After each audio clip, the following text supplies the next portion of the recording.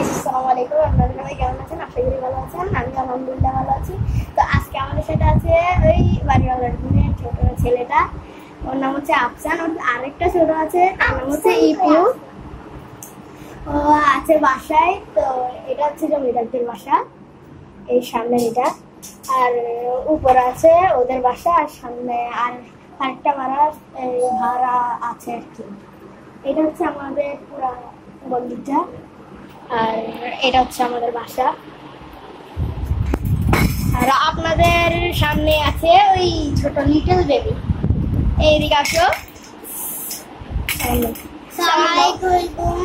আপনারা কেমন আছেন? ভালো থাকলে কমেন্টে জানাবেন। আর অবশ্যই এই ব্লগে 3000 লাইক করে বুঝছেন, ও শেয়ার করে দেবেন। আর আমাদের পাশাপাশি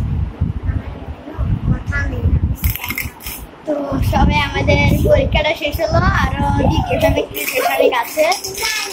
আমার জন্য রুল এখন আপনারা একটু প্লিজ দোয়া করে দিবেন।